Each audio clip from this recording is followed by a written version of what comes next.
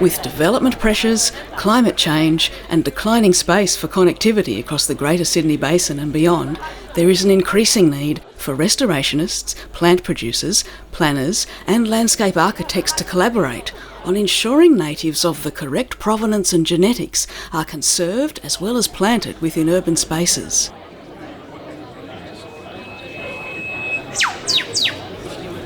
Now, our first speaker is Dr. Ascelin Gordon. Dr. Ascelin Gordon has worked as a research fellow with ICON Science Research Group within the School of Global, Urban and Social Studies at RMIT University. His specific area of interest has been in working in offsets and offset planning and incentives. So I welcome you to the floor. Thank you, Ascelin.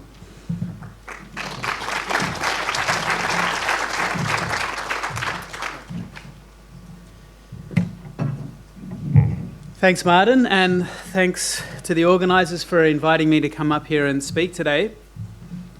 So, just as a brief way of introduction, a lot of restoration these days is funded by funds that are leveraged through the biodiversity offsetting process. And I'm going to talk a little bit about some of the sort of philosophical underpinnings of biodiversity offsetting, and so we're going to go on a little bit of a detour and cover some of that, because a lot of the research I've been thinking about in the last few years with a few colleagues is looking at that from a sort of idealised perspective versus what the current way offsetting is implemented actually implies about how we're calculating these gains and losses of biodiversity. So we're going to go on a little detour and cover that, and then we're going to come back and look at the role of restoration in offsetting, and I'm going to talk a little bit about some work I did trying to understand the potential impacts of restoration of the Cumberland Plain woodland west of Sydney in the context of offsetting. So just, as Martin mentioned, I'm from the ICON Science Research Group, so that's short for Interdisciplinary Conservation Science. We're based at RMIT University. We're about 10 or 15 people of PhD students, postdocs, and we predominantly focus on sort of market-based instruments and offsets and their implications for conservation, as well as private land, urban conservation, some issues around human behaviour and conservation, and I do quite a lot of work on environmental decision-making and resource allocation. So as I mentioned, just a brief detour into thinking about offsets and loss and gains, and that takes us into the world of sort of policy evaluation and impact evaluation. So just to give you a brief introduction, we imagine we've got some system here, and we have maybe a variable of interest. So in the restoration context, it could be the cover of a plant species, say, and our variable of interest is changing through time. We do some intervention on the system. It could be weed control, it could be supplementary planting, whatever it happens to be, and then we get some outcome. We measure some outcome of our variable of interest. In this case, maybe the cover has gone up. But the crucial point is, if we want to understand what change we can attribute to the intervention we made, we need to also think about something which is called the counterfactual. What would have happened if we didn't do our intervention? And it's really just the difference between the outcome and the counterfactual that gives us what we can call the impact, or the change that we can attribute to our intervention. And so in ecology, this is really just the same as an untreated control site. And of course, there can be a big difference between the impact and the outcome, and often these are confused, because even if after our intervention, say we do our supplementary planting and sometime later our cover has gone down, we may not necessarily conclude that that means it was a failure, because if we think about the counterfactual, what would have happened without it? Perhaps there was a big drought in the area, and the cover of many different species went down, and when we look at control sites, we see even larger decreases. And so we may still be able to attribute a positive gain to our restoration activities, even though the outcome looks like it was negative. So sort of thinking about the difference between the outcome and the impact and the counterfactual is really crucial to understand how much change can we actually attribute to the interventions we're making on the landscape. So in terms of applying this to biodiversity offsetting, I'm sure most of you here are aware of this idea of offsetting. That's, taking losses in one location, usually from land clearing, and trying to counteract those losses through gains elsewhere. And offsetting is taking off globally all around the world. It's in over 50 countries now. Australia has been a world leader in pushing offsetting, New South Wales and Victoria particularly so. And so in the context of offsetting, we have our development, we have an outcome, usually some clearing and some negative impact. We have our offsetting. Again, we have some outcome. It may be some restoration that we're doing. We have our counterfactual. We have the gains that we can attribute to the offsetting. And the crucial point is in offsetting, we're trying to link the development intervention with the offset intervention. And ideally, if we're trying to achieve no net loss of biodiversity, then the gain from the offset needs to be greater than the loss from the development. And so when we think about this, to really understand whether that's occurring, what is it that we can actually measure? We can certainly measure the outcome at the development location. By definition, we can't measure what the counterfactual is. We have to estimate that through the use of controls. Can we measure the outcome at the offset site? In principle, yes, but in practice, often the offset gains are allowed to accrue over multiple decades. So in practice, we often need to estimate what the outcomes of this sort of restoration are going to be. And we can't wait 2 decades and actually measure it. So we need to estimate the outcome. And of course, by definition, we can't measure the counterfactual as well. So in thinking about if and when and how offsetting using restoration is actually working, we have to actually estimate a lot of things. And this is partly why there's very little on-ground evaluation of how offsets are actually performing. So just to give you a little bit of a schematic, if we have some site, we can maybe assume the biodiversity value is going down slightly, as in many cases in Australia. We have some development at some time and the biodiversity value goes to 0, so we can say there's some negative impact associated with that development. And then we can say we've got an offset site that has some initial biodiversity value. We implement our offset and the biodiversity value goes up. So if we assume that the biodiversity value would have remained constant at that site, then we can attribute some gains relative to that counterfactual of what would have happened without the offset. But if we assume, like at the development site, the biodiversity might have actually declined without the offset, then we can attribute a greater gain to the offset action. So while that sounds good, in practice what that means is that same offset site can be used to compensate for a larger amount of development. And then if we assume there's some future where the site would have been cleared at some point without the offset in place and all the biodiversity would have been lost, that then allows us to attribute an even greater gain to the offset action as well. So how we actually calculate the gains that we're delivering for our offsets is actually crucial in terms of how this scheme works and what the actual on-ground outcomes are. And in the case here, we can call this sort of the restoration component of the gain. We've been calling this avoided condition decline and maybe this avoided clearing. And in the case in habitat reconstruction, we have a case more like this where the biodiversity value is quite small or close to 0 at the start. Therefore, our counterfactual is pretty straightforward. If we didn't do the offset, the biodiversity value would just stay low. And so we have a simpler case where any gains due to restoration or reconstruction activities can be seen as true additional gains relative to the counterfactual. So biodiversity gains from offsetting can be achieved in multiple ways, through sort of habitat reconstruction or restoration of existing habitat, and also through these cases of avoiding other sorts of losses that would have otherwise occurred. So the crucial points is when offsetting, the gains should be ideally counterbalancing the losses, but there's the issue of by when. Is it allowed to occur over multiple decades? And the other crucial point is that these gains are uncertain and they accrue gradually through time, and we're typically trading them for losses that are permanent and immediate. So we've got permanent immediate losses supposedly compensated for by these uncertain future gains that accrue gradually through time. And of course, there's uncertainty in what the outcomes are likely to be, and there's also uncertainty in the counterfactuals, what would have happened without the offset. And crucially, there's different levels and types of uncertainties depending on what sort of offset gains we're trying to look at. So here, I will predominantly focus on reconstruction and restoration sort of gains of offsetting. So the role of restoration and offsetting is really around providing additionality and biodiversity gains. And by the nature of offsetting, we need some sort of metrics for measuring and trading losses and gains. And so a crucial point around these offset programs is how do we measure the condition or quality of the biodiversity that we're going to trade.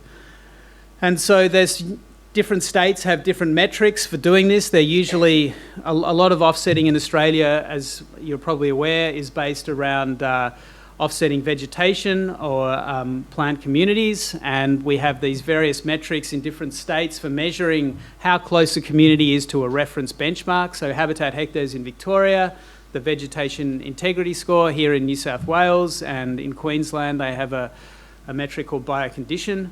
And so these metrics provide some sort of indication of ecological function, but of course they're not perfect. They don't tell us if it's a perfectly functioning ecosystem that's highly resilient.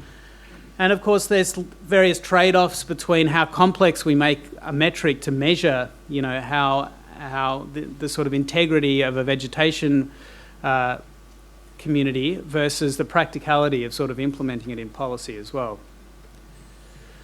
So I had been involved in doing some work that was for the New South Wales government, looking at the impacts of the growth of Western Sydney as part of the Cumberland Plain Conservation Plan. So later today you'll hear from Greg Steenbeek, who will talk in a lot more detail about the Cumberland Plain Conservation Plan. But I was particularly focused in doing some work looking at the Cumberland Plain woodlands, and in particular the plant community type 849, which is one of the two PCTs that make up the Cumberland Plain woodland. And we were undertaking an expert elicitation to try and look at how much gains would accrue from doing restoration and management of Cumberland Plain woodlands as an offset. And then the second part was to use the results of that elicitation to then do some landscape scale modelling to try and get an understanding of what are the losses from development in Western Sydney and how and when and if they can be compensated for from gains through management of Cumberland Plain woodland as an offset. So I'm only going to have time to sort of touch on part one today. And so the first thing we had to do is think about, if we're going to look at trying to predict what the gains are going to be, we need to think about what are the initial conditions of the Cumberland Plain woodland that we're going to start with. And so we ended up having four condition states. One, which is low quality areas that have been cleared for agriculture, predominantly exotic species. The canopy cover is quite low, down to less than 10%.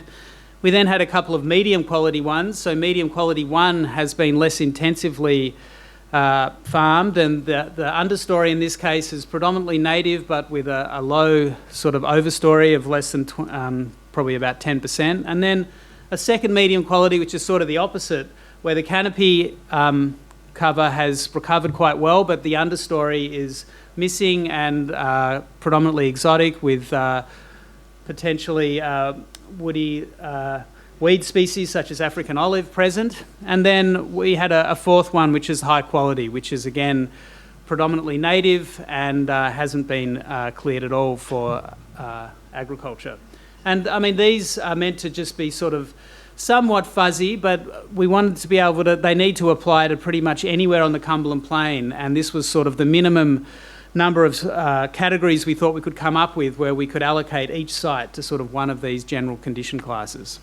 Then we needed to think about what sort of management actions would we use, and the first one is what we call typical private land activities. This is our do nothing or counterfactual scenario, what would happen if there was no offset, and these are the typical private land activities would continue that can often be quite degrading.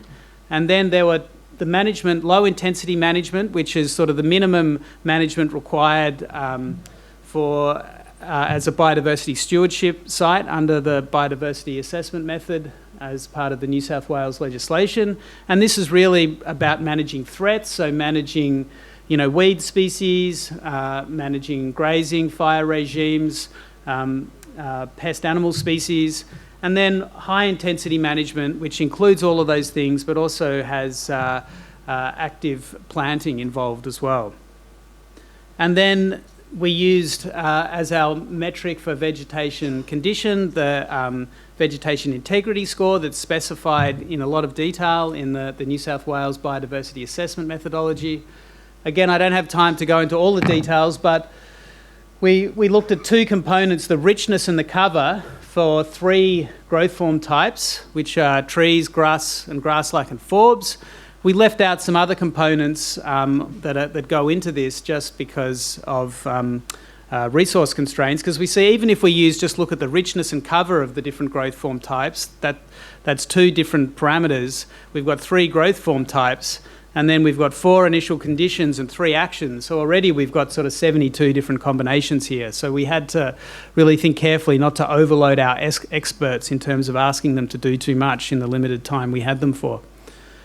And so the expert elicitation we did actually involved 2 sessions of 5 experts. We used a modified Delphi method where the experts each gave their predictions independently and then were able to see each other's results, discuss them and optionally revise them.